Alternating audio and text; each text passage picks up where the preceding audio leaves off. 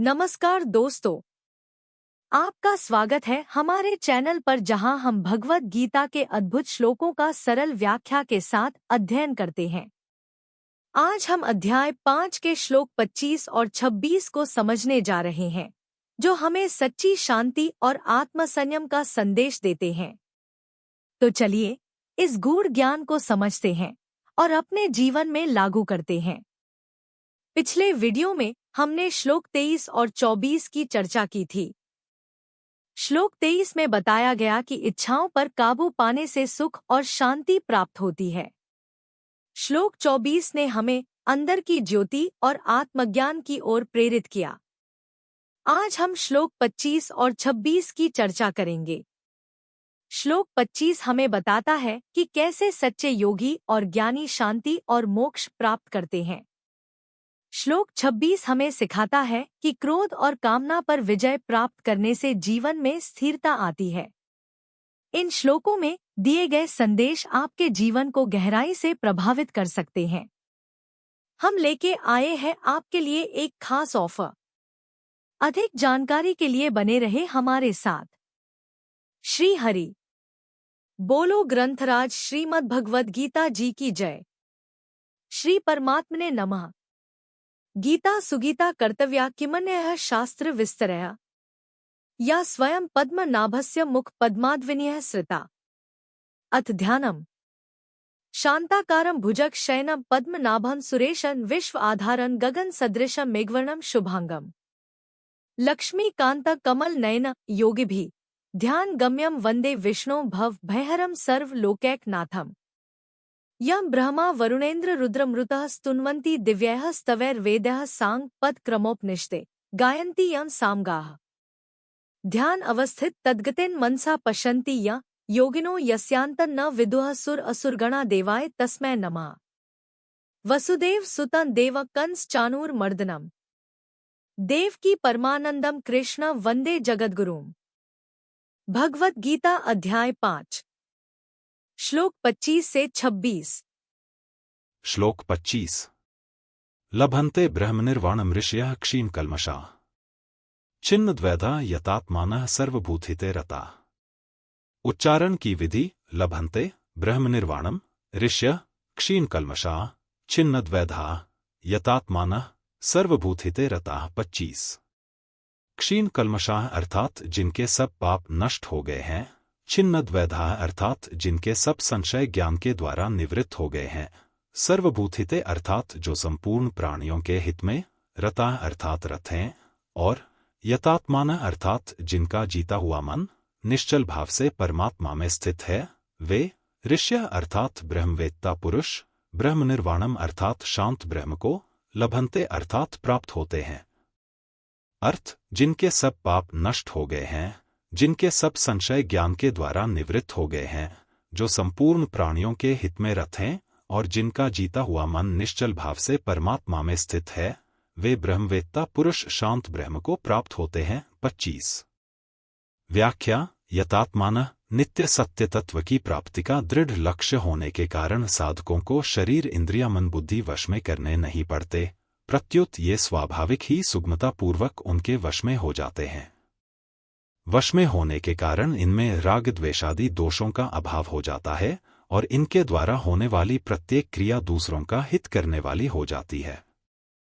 शरीर इंद्रियामन बुद्धि को अपने और अपने लिए मानते रहने से ही ये अपने वश में नहीं होते और इनमें राग द्वेष काम क्रोध आदि दोष विद्यमान रहते हैं। ये दोष जब तक विद्यमान रहते हैं तब तक साधक स्वयं इनके वश में रहता है। इसलिए साधक को चाहिए कि वह शरीर आदि को कभी अपना और अपने लिए न माने। ऐसा मानने से इनकी आग्रहकारिता समाप्त हो जाती है और ये वश में हो जाते हैं। अतः जिनका शरीर इंद्रियामन बुद्धि में अपनेपन का भाव नहीं है तथा जो इन शरीर आदि को कभी अपना स्वरूप नहीं मानते, ऐसे सावधान साधकों के लिए यहाँ यतात्मानः पद आया है। सर्वभूतहिते रताः सांख्य योग की सिद्धि में व्यक्तित्व का अभिमान मुख्य बाधक है। इस व्यक्तित्व के अभिमान को मिटाकर तत्व में अपनी स्वाभाविक स्थिति का अनुभव करने के लिए संपूर्ण प्राणियों के हित का भाव होना आवश्यक है।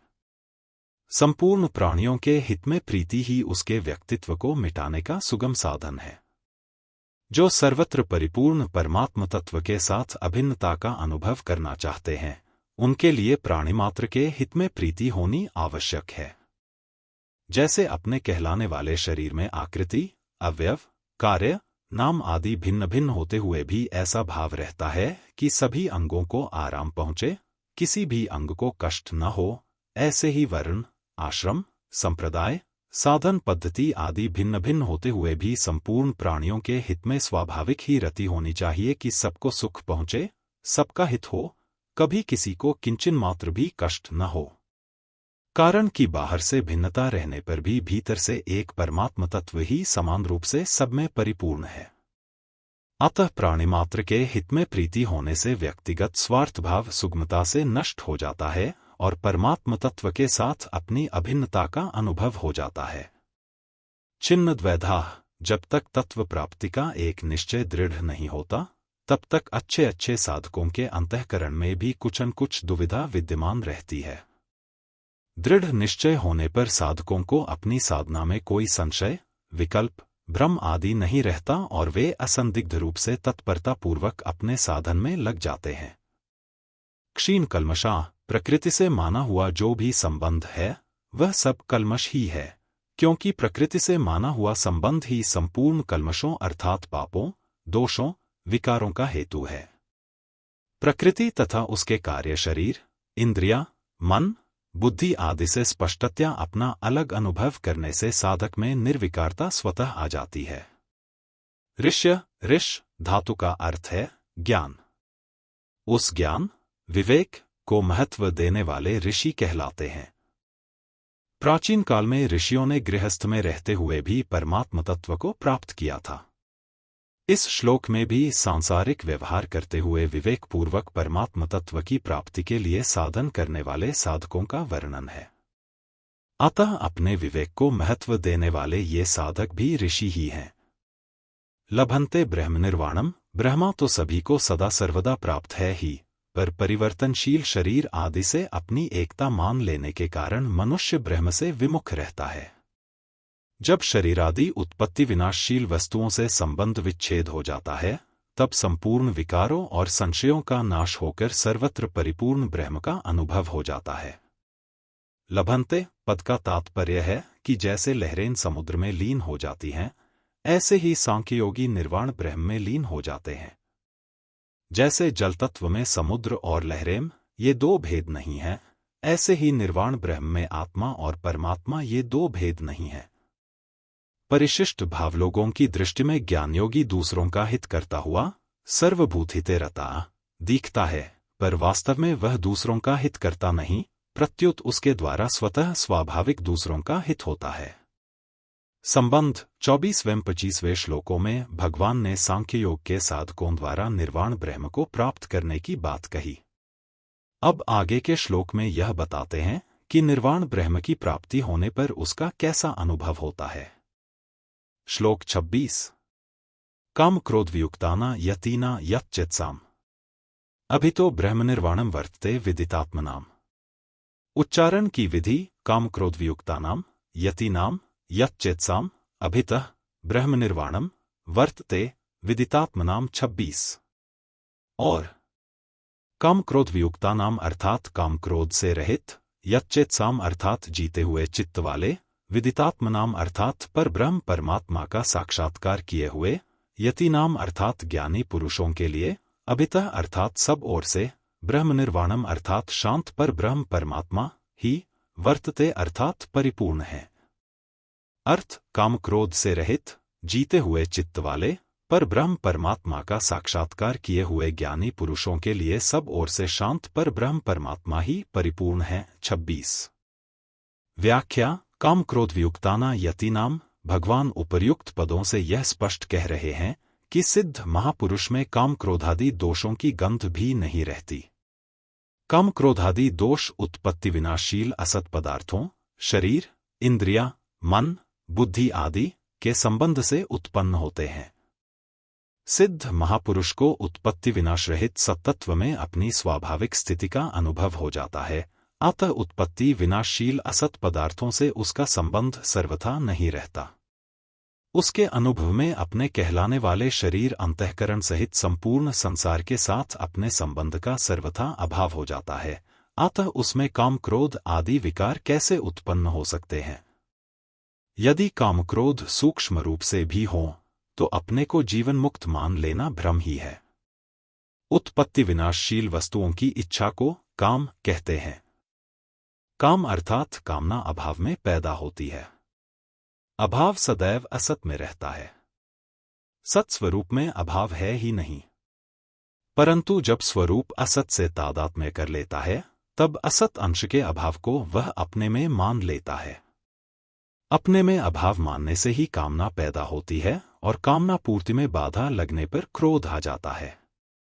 इस प्रकार स्वरूप में कामना न होने पर भी तादात्म्य के कारण अपने में कामना की प्रतीति होती है। परंतु जिनका तादात्म्य नष्ट हो गया है और स्वरूप में स्वाभाविक स्थिति का अनुभव हो गया है, उन्हें स्वयं में असत के अभाव का अनुभव हो ही कैसे सकता है? साधन करने से काम क्रोध कम होते हैं, ऐसा साधकों का अनुभव है। जो चीज कम होने वाली होती है वह मिटने वाली होती है। अतः जिस साधन से ये काम क्रोध कम होते हैं उसी साधन से ये मिट भी जाते हैं। साधन करने वालों को यह अनुभव होता है कि 1. काम क्रोध आदि दोष पहले जितनी जल्दी आते थे उतनी जल्दी अब नहीं आते। 2. पहले जितने वेग से आते थे उतने वेग से अब नहीं आते। और 3. पहले जितनी देर तक ठहरते थे उतनी देर तक अब नहीं ठहरते। कभी कभी साधक को ऐसा भी प्रतीत होता है कि काम क्रोध का वेग पहले से भी अधिक आ गया। इसका कारण यह है कि 1. साधन करने से भोगासक्ति तो मिटती चली गई और पूर्णावस्था प्राप्त हुई नहीं। 2. अंतःकरण शुद्ध होने से थोड़े काम क्रोध भी साधक को अधिक प्रतीत होते हैं। 3. कोई मन के विरुद्ध कार्य करता है तो वह साधक को बुरा लगता है, पर साधक उसकी परवाह नहीं करता। बुरा लगने के भाव का भीतर संग्रह होता रहता है। फिर अंत में थोड़ी सी बात पर भी जोर से क्रोध आ जाता है, क्योंकि भीतर जो संग्रह हुआ था वह एक साथ बाहर निकलता है। इससे दूसरे व्यक्ति को भी आश्चर्य होता है कि इतनी थोड़ी सी बात पर इसे इतना क्रोध कैसे आ गया।